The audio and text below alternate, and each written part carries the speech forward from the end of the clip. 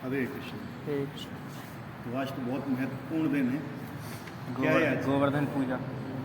गिरी गोवर्धन पूजा। हम यही सोचते हैं कि आज गिरी गोवर्धन के ऊपर चर्चा की जाए। हाँ या नहीं? जी प्रभु। गिरिराज गोवर्धन, कौन कौन गया है गिरिराज गोवर्धन परिक्रमा में? हैं? 2-3 लोग हाथ ऊपर खड़ा कर दो बस। एक ये आप हैं, आप भी गए ना? बढ़िया, वेरी गुड। गए थे हम भी छोटे, हैं? हम भी गए थे लेकिन छोटे में गए थे, याद ही नहीं है। गिरी गोवर्धन पृथ्वी पर कैसे आए थे, किसी को मालूम है? जब राधा रानी मतलब जब पृथ्वी लोक में आ रही थी तो उन्होंने कहा मेरे साथ ये सब भी जाएंगे, तो सरस्वती नदी, गोवर्धन जी, सरस्वती नदी की यमुना नदी, यमुना नदी, गोवर्धन जी और बाकी लोग आए थे। जब भगवान है ना अवतार लेने वाले थे, तो भगवान ने श्रीमती राधा रानी से बोला कि आप भी चलिए। तो राधा रानी ऐसे नहीं आने वाली थी। तो राधा रानी ने क्या बोला कि पहले कौन आएगा? गोवर्धन जी। जब तक 3 चीज़ें ना हो, गोवर्धन, जमुना नदी और ब्रज की भूमि, राधा रानी को वहाँ मज़ा नहीं आता है। ठीक है? तो भगवान ने केवल राधा रानी की प्रसन्नता के लिए ही गिरी गोवर्धन को बुलाया, जमुना नदी को बुलाया और 84 कोस की ब्रज भूमि भी कहाँ पे आई? वापस आई। ठीक है? अब जब वापस आ रहे थे तो फिर इनने भगवान से पूछा कि आप हमें ले तो जा रहे हैं लेकिन हम वापस कैसे आएंगे? ठीक है? क्योंकि वो तो वास्तव में ये सब चीज़ें जो आई थी गोलोक से आई हुई थी। कहाँ से? गोलोक से आई हुई थी और इनको वापस भी जाना था जब उनकी लीला पूरी हो जाए। तो भगवान ने कहा था कि इसकी हम सब व्यवस्था कर देंगे आपकी। ठीक है? और जमुना नदी को बोला था कि आप कलयुग में 5000 साल तक रहेंगे। सॉरी 5 नहीं 10,000 साल तक रहेंगे। 10,000 साल गंगा नदी भी रहेंगी और 10,000 साल जगन्नाथ जी भी रहेंगे। ठीक है? और 10,000 साल गिरी गोवर्धन भी रहेंगे। केवल 10,000 साल, जिसमें 5,000 साल बीत चुके हैं। 5130। 5,000 और बचे हुए हैं। जब तक ये यहाँ पे धरती पर हैं, जगन्नाथ जी, जमुना जी, गंगा नदी और गिरी गोवर्धन, कलयुग फैल नहीं पा रहा है। कलयुग अभी उल्टी दिशा में चल रहा है, भक्ति बढ़ रही है। तो जिस दिन ये ये चले जाएंगे वापस गोलोक धाम, उस दिन से असली कलयुग चालू होगा। अभी तो कुछ नहीं है, झलक है ये केवल कलयुग की। क्या है? झलक। जिस समय कलयुग स्टार्ट होगा जब ये सब वापस चले जाएंगे। तो अभी आपको जब ऐसा लग रहा है कि कलयुग है, लोग बोलते हैं कलयुग है कलयुग है, लेकिन जब वास्तविक कलयुग चालू हुआ तो उस समय क्या कंडीशन होगी? तो इसलिए जो इतने भी महान आचार्य आते हैं वो यही बोलते हैं कि अभी हमारे पास समय है, क्योंकि ये भक्ति चल रही है। ठीक है? वापस जाइए यहाँ से। उस समय के लिए मत रुकिए जब कलयुग अपने चरम सीमा पे होगा। बहुत भयानक समय होगा वो, उसकी कल्पना भी नहीं कर सकते। ठीक है? तो गिरी गोवर्धन को आज के दिन भगवान ने धारण किया था। कोई बता सकता है गिरी गोवर्धन की सबसे पहली परिक्रमा किसने की थी? हैं? गिरी गोवर्धन की सबसे पहली परिक्रमा वो तो स्वयं कृष्ण भगवान। हाँ, वेरी गुड। सबसे पहली परिक्रमा की थी हनुमान जी। त्रेता युग में। जब क्या हुआ था, जिस समय गिरी गोवर्धन आए उस समय काल था सतयुग। सतयुग में गिरी गोवर्धन गोलोक धाम से यहाँ पे आए। ठीक है?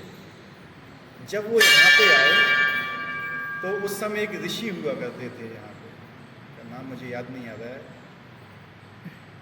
मतंग ऋषि हैं? मतंग ऋषि नहीं, मतंग ऋषि नहीं थे वो। अभी आए कोई भी एक ऋषि थे, तो उनको तपस्या करना थी। उस समय उनको ये पर्वत सबसे अच्छा लगा, लेकिन उनको तपस्या कहाँ करना थी? बनारस में, काशी में जाके। ठीक है? तो उन्होंने पर्वत से बोला था कि आप मेरे साथ चलिए, मुझे आपके ऊपर बैठ के तपस्या करनी है। मैंने कहा ठीक है। अब वो उनको मना तो कर नहीं सकते थे, तो उन्होंने कहा ठीक है, लेकिन मेरी एक शर्त है, आप मुझे ले चलिए, लेकिन एक बार आपने कहीं मुझे रख दिया तो फिर आप मुझे उठा नहीं पाएंगे दोबारा। ठीक है, लेके चले। जहाँ पे बीच में वृंदावन धाम आया, ऐसी लीला हुई कि इनको लघु शंका हुई। ठीक है, वो ये भूल गए, वो सब चीज़ें भूल गए। उनने गोवर्धन जी को रख दिया वहाँ। ठीक है, और उन्हें लघु शंका की, फिर उठाने लगे तो फिर उठे नहीं। क्या फिर नहीं उठे वो? उन्होंने कहा कि देखो मैं अपने वचन का हूँ। उन्होंने कहा कि मैं तुम्हें ले जाके दूँ। उन्होंने कहा नहीं, तो उन्होंने मना कर दिया। तो गुस्से में आके उन्होंने उनको शाप दे दिया कि आप पर डे एक तिल के बराबर धंसेंगे जमीन। ये शाप किस लिए हुआ था? गोलोक जाने के लिए, वापस गोलोक जाने के लिए, भगवान की इच्छा से ही हुआ था ये सब। ठीक है, यानी वो यहाँ से कम होते जा रहे हैं और गोलोक में बढ़ते जा रहे हैं। और जैसे ही कलयुग के 10,000 साल हो जाएंगे, यहाँ से वो अंतर ध्यान हो जाएंगे, गोलोक में पूरे प्रकट हो जाएंगे। गोलोक में तो बहुत बड़ी उम्र थी, बहुत बड़े थे। सोचो कब से ये घट रहे हैं, तिल तिल घट रहे हैं। ठीक है, उसके बाद सतयुग था। सतयुग के बाद कौन सा युग आया? त्रेता युग। जब भगवान वहाँ पे जा रहे थे तो उन्होंने कहा था कि लाओ। त्रेता युग। त्रेता युग में भगवान क्या थे? सेतु का निर्माण कर रहे थे। किसका? राम सेतु का निर्माण कर रहे थे। तो राम सेतु के निर्माण के लिए सारे वानर कहाँ आ रहे थे? पर्वतों को ले जाने के लिए, बड़ी बड़ी शिलाओं को ले जाने के लिए आ रहे थे, है कि नहीं? अब हनुमान जी ने देखा इनको, क्या हम इनको अकेले ही ले जाएंगे? तो पूरा सेतु अपने आप बन गया। ठीक है, बहुत बड़े थे उस समय, अभी तो बहुत धंस चुके हैं, बहुत ज़्यादा। अभी तो केवल 23 किलोमीटर की परिक्रमा रह गई। ठीक है, 7 कोस की ना, 7 कोस की परिक्रमा। तो जब हनुमान जी इनके पास है तो हनुमान जी भी नहीं उठा पाए। हनुमान जी इनको नहीं उठा पाए। जब हनुमान जी नहीं उठा तो हनुमान जी समझ गए कि कोई साधारण नहीं है। ठीक है, और फिर इनकी परिक्रमा की। इनने परिक्रमा की हनुमान जी ने, और फिर हनुमान जी ने इनसे प्रार्थना की कि आप मेरे साथ चलिए। उन्होंने कहा मेरी भी इच्छा है कि भगवान श्री राम की सेवा करने के लिए, क्योंकि वो मेरे भी स्वामी हैं। लेकिन जैसे ही इनने उठाया, वैसे ही वहाँ से खबर पता चल गई कि सेतु बन चुका है। अब इनको ज़रूरत नहीं थी, तो इनको वहीं पे रख दिया। वहीं पे रखने के पीछे क्या लीला थी कि आगे स्वयं भगवान इनको धारण करेंगे। तो जितनी भी भगवान की लीलाएं होती हैं ना, सब लिंक होती हैं, कब क्या हो रहा है, कब क्या हो रहा है। शायद हनुमान जी ने उनको वरदान भी दिया था। हैं? हनुमान जी हाँ, दिए थे, वरदान भी दिए थे। ठीक है, तो हनुमान जी ने सबसे पहली परिक्रमा गिरि गोवर्धन की थी। उसके बाद आया द्वापर युग। तो द्वापर युग में भगवान ने इसको धारण किया था। क्यों धारण किया था आप सब लोगों को मालूम होगा। इंद्र में अपने क्रोध में था। उसकी कथा चलेगी अभी श्रीमद् भागवतम से।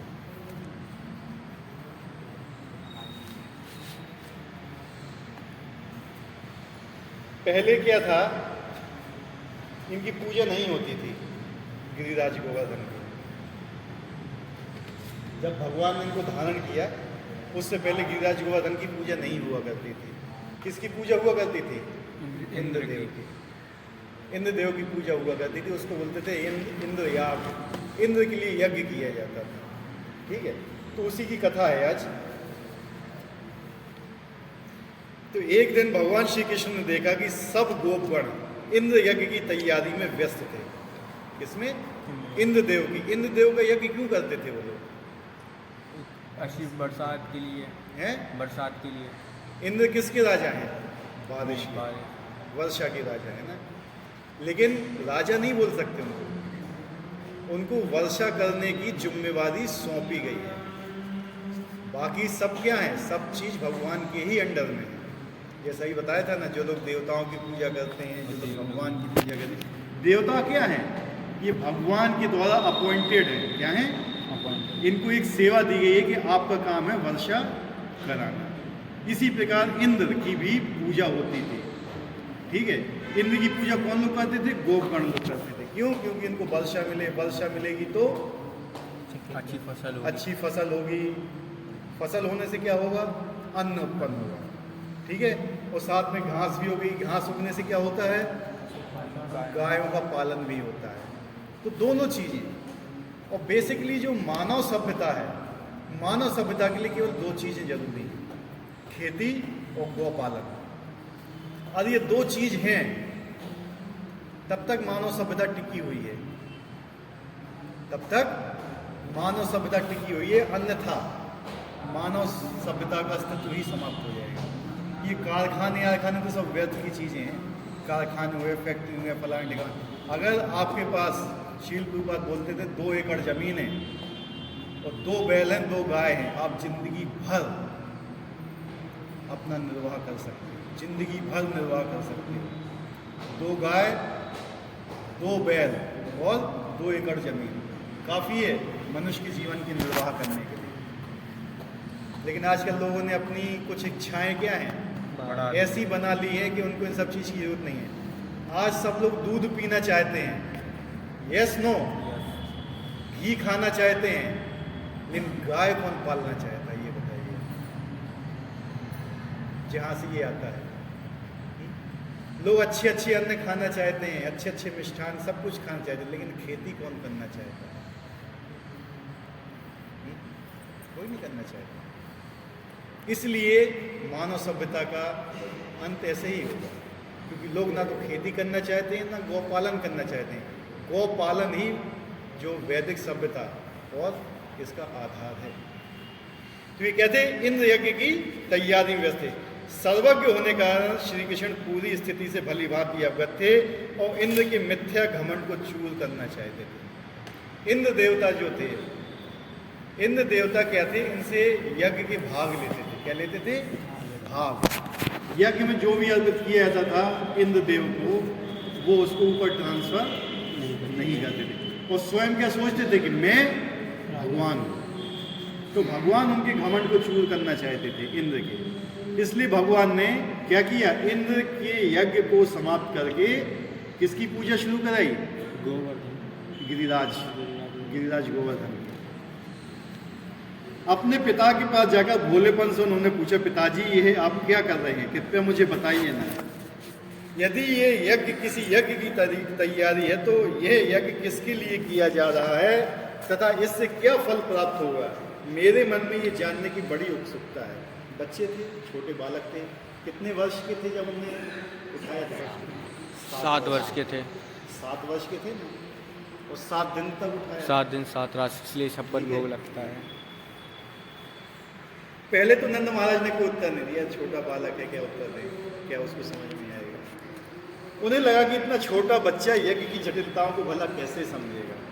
परंतु भगवान श्री कृष्ण ने आग्रह करते हुए कहा, पिताजी सज्जन पुरुष के लिए कुछ भी गोपनीय नहीं होता, क्योंकि वे प्रत्येक वस्तु को अपने ही समान देखते हैं। उसके मन में मेरा और तुम्हारा जैसी मिथ्या भावनाएं नहीं होती, और ना ही वे किसी को मित्र मानता है, ना ही किसी को शत्रु, ना किसी को मध्यस्थ। तो भगवान ने उनको तर्क देना चालू किया कि आप मुझसे छुपा रहे, लेकिन सज्जन व्यक्ति किसी को छुपाता नहीं है। यानी अपने पिता उनके क्या थे? बहुत अच्छे सज्जन व्यक्ति थे। उनमें क्या मेरे और तुम्हारे का कोई भाव नहीं होता है। तो यहाँ ये बताया है कि जो व्यक्ति सज्जन होता है वो सबको एक समान देखता है, किसी से कुछ छुपाता नहीं, अपने हृदय की बात करता है। लेकिन किस व्यक्ति से? जो सज्जन है, शत्रु से नहीं। शत्रु से छुपाना आवश्यक है, शत्रु से हमें छुपाना आवश्यक है, लेकिन किसी सज्जन पुरुष से या किसी भक्त से हम कुछ भी छुपाना नहीं चाहिए। इस संसार में विभिन्न कार्य करते समय लोगों को कई बार तो समझ में आता है कि वे क्या कर रहे हैं, वो कई बार नहीं। सफलता केवल उन्हें मिलती है जो सही समझ के साथ कार्य करते हैं, जबकि अज्ञानी लोग असफल रहते हैं। इसलिए कृपया मुझे बताइए कि आप क्या करने का जा रहे हैं? क्या ये अनुष्ठान शास्त्रों पर आधारित है अथवा आप पीढ़ियों से चली आ रही परंपरावश इसे कर रहे हैं? ये मेन पॉइंट उठाया। भगवान जानते थे, भगवान तो हर चीज़ की बारीकी जानते हैं। तो भगवान ने पूछा, क्या ये जो आप कर रहे हो ये चीज़ शास्त्रों में वर्णित है, या जैसी भेड़ चाल चली आ रही उसी से ही चल रहे हैं? भगवान ने ये पूछा, ठीक है। तो बहुत से लोग क्या होते हैं ना, जो दूसरे लोग चल रहे हैं, चलो वो कर रहा है तो मैं भी कर रहा हूँ, वो कर रहा है तो मैं भी कर रहा हूँ, लेकिन अगर वो चीज़ शास्त्रों में नहीं है तो इसको भेड़ चाल बोला जाता है। भेड़ कैसे चलती है पता है? एक लाइन से। एक किस लाइन से यदि एक भेड़ कुएं में गिरी तो सारी भेड़ कुएं में गिरेंगी, वो अपनी रास्ते से अलग नहीं जा सकती। ये भेड़ चाल होती है। इसलिए यहाँ पे बता रहे हैं कि ऐसी कोई परंपरा तो नहीं है जो शास्त्रों पे आधारित नहीं है, और ये जो परंपरा चली आई थी शास्त्रों पे आधारित नहीं थी। तो हमें वही नियम पालन करना है जो शास्त्रों में लिखा है, लिखा हुआ है। हम शास्त्रों के आधार पर ही चलते हैं। नंद महाराज ने उत्तर दिया, देवराज इंद्र वर्षा के देवता हैं और बादल स्वयं उनके प्रतिनिधि हैं। वर्षा ही समस्त प्राणियों का पोषण करके उन्हें सुख सुविधाएं प्रदान करती हैं।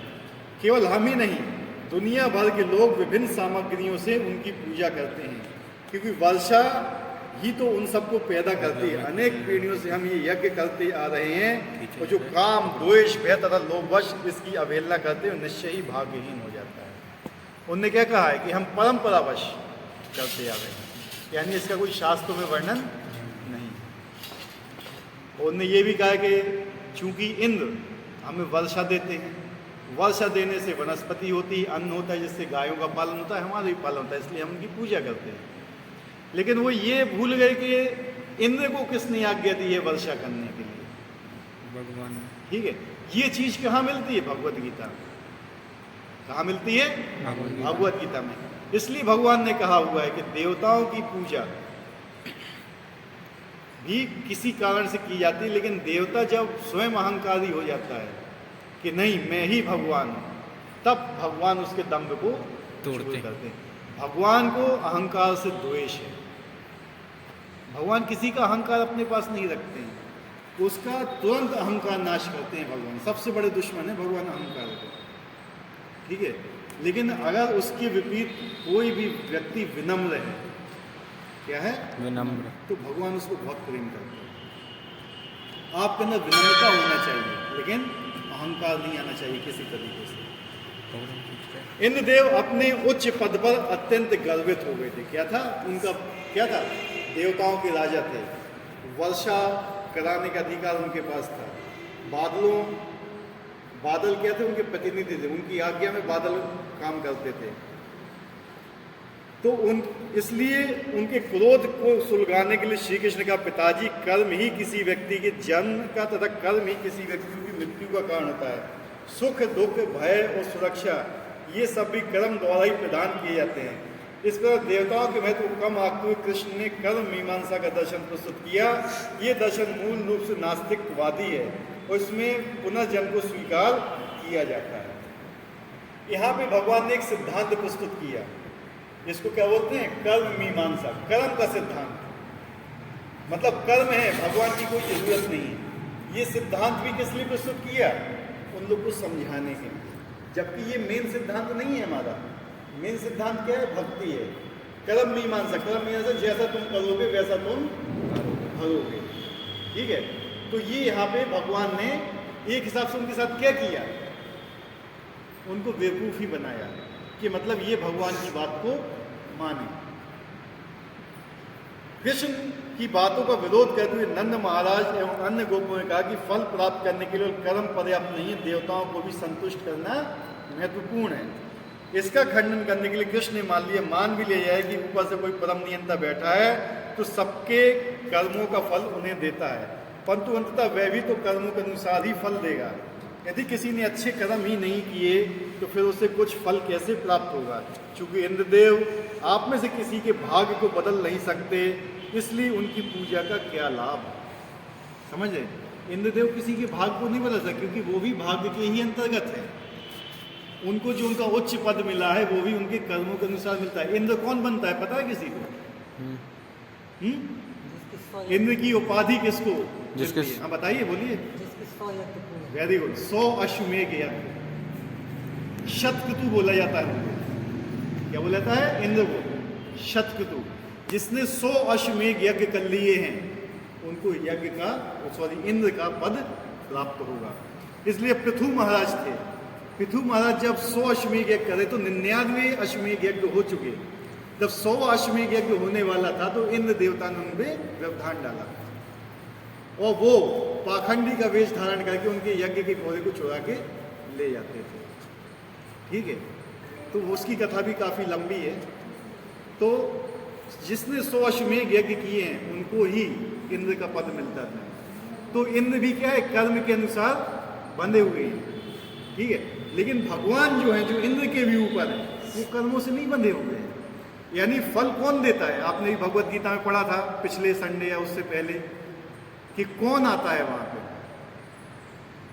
मतलब जो देवता भी फल देते हैं आपको किससे पूछ के देते हैं? भगवान से पूछ के। भगवान से पूछ। कोई भी देवता आपको भगवान की आज्ञा के बिना कोई भी फल नहीं दे सकता। नहीं दे सकता। वो इसको मतलब कोई भी आपको वर देने में समर्थ नहीं है। केवल भगवान की आज्ञा से ही वो आपको वरदान दे सकता है, अन्यथा नहीं। परंतु इस तर्क में एक खामी थी। कर्म के नियम स्वतंत्र रूप से कार्य नहीं करते, भगवान उन्हें बनाया है और वे भगवान के निर्देशन में ही कार्य करते हैं। मनुष्यों को उनके कर्मों के अच्छे और बुरे फल देने के लिए भगवान ने अत्यंत दक्षता से नियमों की रचना एवं इन्हें लागू किया। इसकी रचना इस प्रकार की है कि जिससे जीवात्मा पाप से दूर होकर पुण्यों की ओर अग्रसर हो। जो कर्म होते हैं ना, कर्मों का नाश नहीं होता है। कर्म क्या होते हैं, कभी नष्ट नहीं होते हैं। ये क्या होते हैं? ट्रांसफर। ट्रांसफर जानते हो? हाँ। ट्रांसफर का मतलब क्या होता है? एक दूसरे को देना है। मतलब यहाँ आज मेरे पास है तो कल तुम्हारे पास चले जाएंगे। ठीक है, कर्म को नाश करने की शक्ति केवल भगवान के पास है। भगवान के ऊपर कर्म नहीं बनता।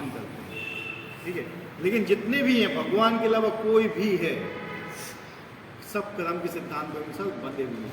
केवल भगवान ही उन्हें उनके कर्मों से मुक्ति दिला सकते हैं। जैसे हम गंगा स्नान के लिए जाते हैं तो हमारे कर्म क्या होते हैं? ट्रांसफर होते हैं। क्या होते हैं? ट्रांसफर।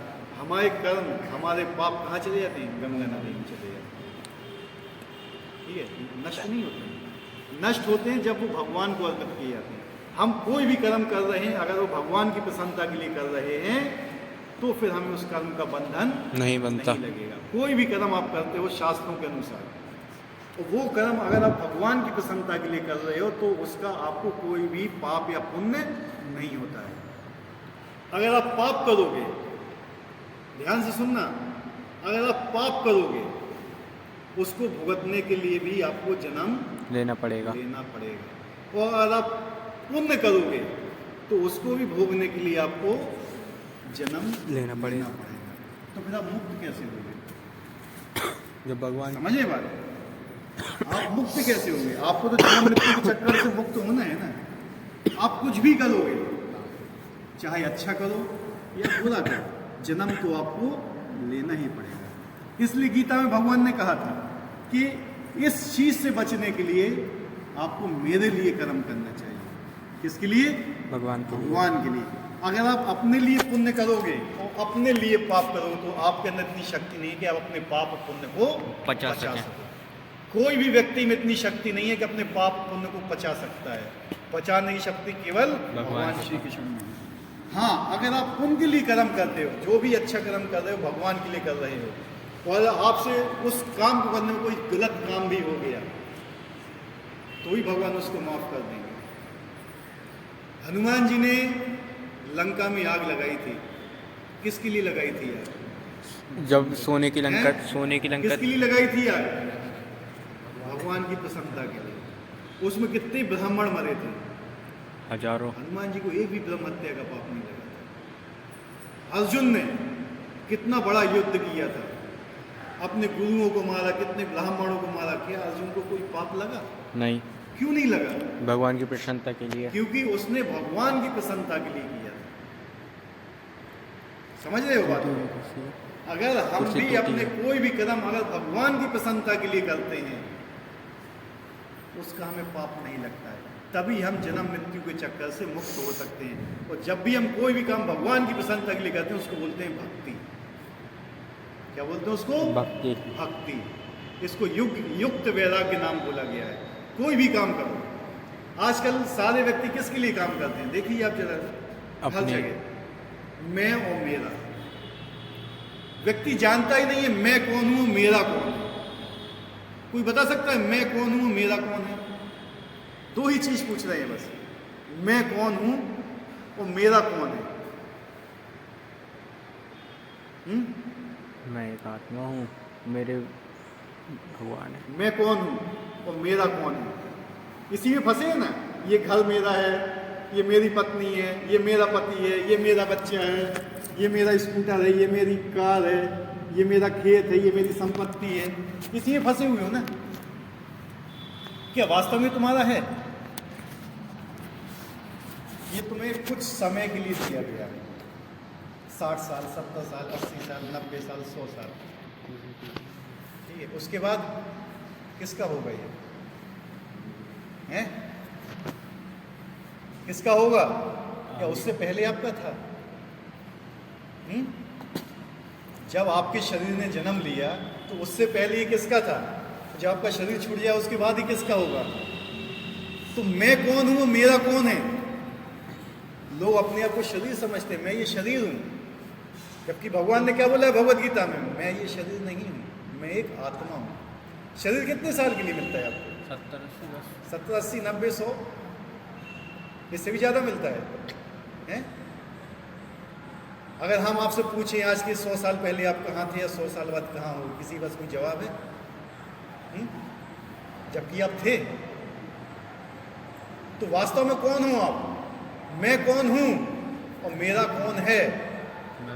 मैं एक भगवान का अंश हूं, मैं शरीर नहीं हूं और मेरा केवल भगवान है, उसके अलावा कोई नहीं।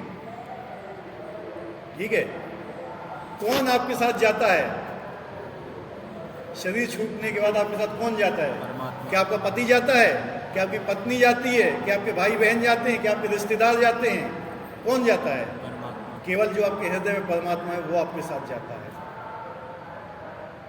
तो कौन हुआ आपका? वो आप उसके ऊपर कितना ध्यान देते हो? कितना समय उसके लिए निकालते हो? 24 घंटा मिला है, आपको पता है कि मैं भगवान का अंश हूं, मैं भगवान का सेवक हूं, भगवान मेरे स्वामी हैं, ये जानते हुए भी आप उनको कितना समय देते हो? जबकि आप समय उन लोगों को दे रहे हो जो आपके हैं ही नहीं, इस शरीर को दे रहे हो जो आपका है ही नहीं। इस शरीर का लास्ट गंतव्य क्या है पता है आपको?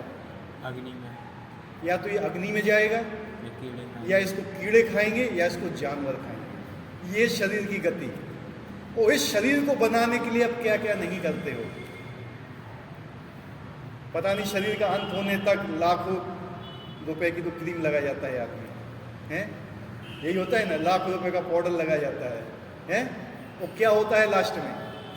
इसको कीड़े खाते हैं, है कि नहीं? और उसी को पालने के लिए लोग कितने लोगों से बैर करता है, कितने लोगों से झूठ बोलता है। यही होता है ना इस शरीर के लिए केवल, जो हमारा है ही नहीं।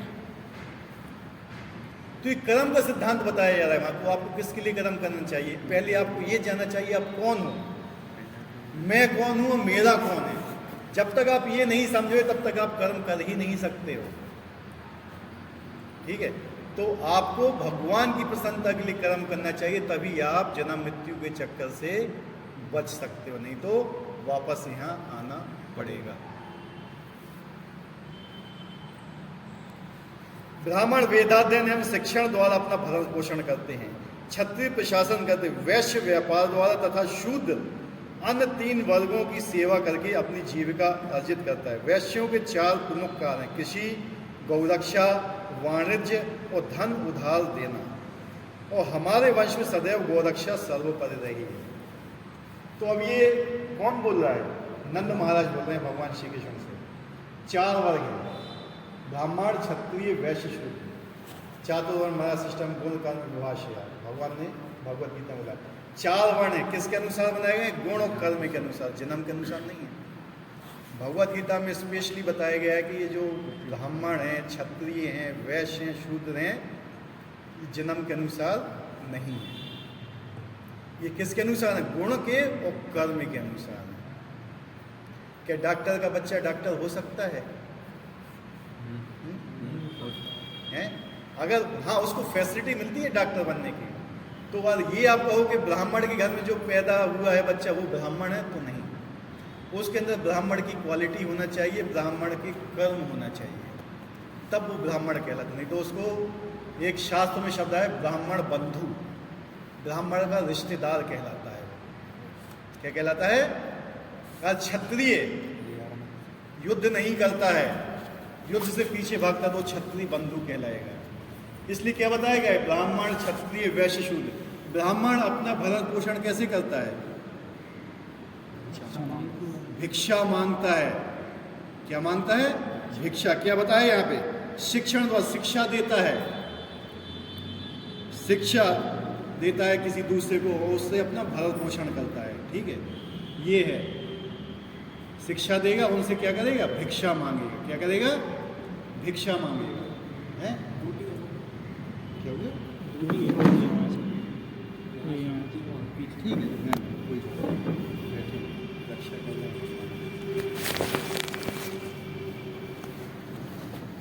ब्राह्मण की जीविका क्या है? भिक्षा मांगना और शास्त्रों का अध्ययन करना, शास्त्रों के बारे में बताना। इसके अलावा अगर ब्राह्मण कोई भी काम करता है तो फिर वो ब्राह्मण नहीं है। दूसरा, क्षत्रिय। क्षत्रिय अपनी जीविका कैसे कमाता है? शासन करके। वो भिक्षा नहीं मांग सकता है, वो टैक्स लेता है। क्या करता है? क्षत्रिय। क्षत्रिय का जीवन टैक्स के ऊपर निर्भर, वो आपसे टैक्स लेगा, आपकी रक्षा करेगा। ठीक है। तीसरा आता है वैश्य। वैश्य की कौन सी चीज बताइए? कृषि, गौरक्षा, व्यापार, वाणिज्य और धन उधार देना। धन उधार सबसे लास्ट में बोला गया है। ठीक है, साहूकार बोलते हैं जिनको, साहूकार या व्यापारी बोलते हैं। इनका मेन काम क्या होता है? कृषि करना। पहला काम क्या है? खेती। दूसरा गौरक्षा, गाय की रक्षा करना। तीसरा व्यापार करना। क्या करना? व्यापार, दुकानदारी करना। और चौथा, अगर इन तीन चीजों में उसका भरण पोषण नहीं हो रहा है, कृषि में, गौरक्षा में और व्यापार में, तब वो धन किसी को उधार में दे सकता है। उससे क्या लेके? ब्याज। लेकिन जब वो ब्याज लेता है तो उसका कर्म भी उसको बनता है, लेना पड़ता है। ठीक है, तो मेन चीज क्या है? कृषि और गौरक्षा। ये भी कोई नहीं करना चाहता है। और शूद्र, शूद्र करते हैं नौकरी। क्या होता है? नौकरी। यही बताया गया है ना इसमें। शूद्र अन्य तीन वर्गों की सेवा करके अपनी जीविका अर्जित करते हैं। जो आजकल नौकरी का काम मिलता है ना, सरकारी नौकरी, प्राइवेट नौकरी, ये शूद्रों का काम है। हम भी एक शूद्र हैं, हम भी नौकरी में लगे हुए हैं। ठीक है, ये शूद्रों का काम है। ब्राह्मण का भी काम नहीं है, ना क्षत्रिय का काम है। ये क्षत्रिय कभी नौकरी नहीं करेगा और ना वैश्य कभी नौकरी करेगा। बिजनेसमैन बोलते हैं उनको। ब्राह्मण को क्या बोलते हैं? स्कॉलर। क्या बोलते हैं? स्कॉलर। क्षत्रिय को क्या बोलते हैं? पॉलिटिशियन। क्या बोलते हैं? या कोई प्रशासन में होता है। ठीक है। तीसरा आता है बिजनेसमैन, चौथा आता है नौकरी वाला। तो नौकरी करना शूद्रों का काम है, ये बता रहे हैं यहाँ पे। तो यहाँ पे क्या बता रहे हैं फिर? वो कि हमारा मेन काम क्या है? गौरक्षा करना। भगवान का मंत्र किसी को मालूम है? नमो ब्रह्मण्य देवाय गौ ब्राह्मण हिताय च जगत हिताय कृष्णाय गोविंदाय नमः। भगवान दो लोगों की रक्षा के लिए आते हैं, ब्राह्मणों की और गाय की रक्षा। ब्राह्मण जाति वाला नहीं, ब्राह्मण गुण और कर्म वाला। भगवान के नाम इन्हीं दो के लिए होता है। ब्राह्मण जो भगवान है, ब्राह्मणों की रक्षा के लिए, गौ की रक्षा के लिए आते हैं। और पूरी हिंदू संस्कृति इन दो चीज पर निर्भर है। ब्राह्मणों की रक्षा होना चाहिए और गौओं की भी रक्षा होना चाहिए। अगर ब्राह्मणों की रक्षा नहीं हो रही और गौओं की रक्षा नहीं हो रही तो हिंदू संस्कृति नष्ट हो जाएगी। इसलिए जितने भी राक्षस आए उनने इन दोनों का ही विनाश किया। उठा के देख लो पूरा इतिहास, जितने भी राक्षस आए उनको मालूम था कि जो सनातन धर्म है ब्राह्मणों के ऊपर और गायों के ऊपर टिका हुआ है। और इन्हीं को ही नष्ट करते थे वो। तो आजकल के ज़माने में क्या हो रहा है? इन्हीं को ही नष्ट किया जा रहा है। ठीक है, जिस समय अंग्रेज भारत आए थे, उस समय भारत में गोधन था 120 करोड़। कितना था? 120 करोड़ गोधन था, यानी गाय बैल कितने थे?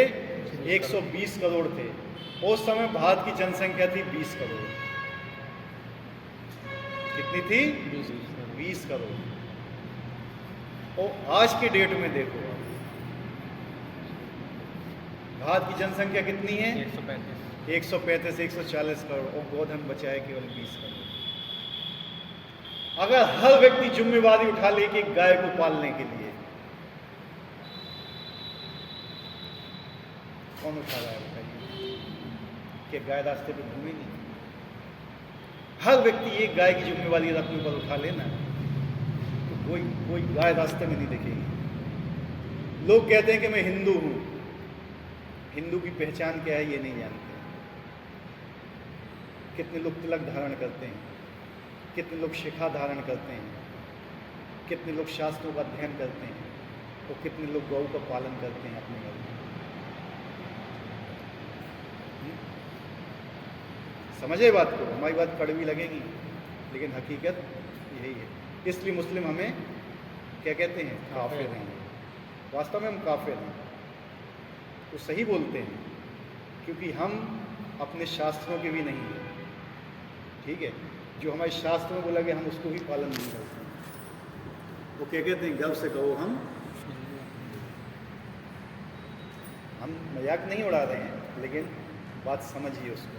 शास्त्र में लिखा हुआ है, हम अपनी तरफ से नहीं बोल रहे हैं। कृषि, गौरक्षा, वाणिज्य और धन उधार देने किसका काम है? वैश्यों का।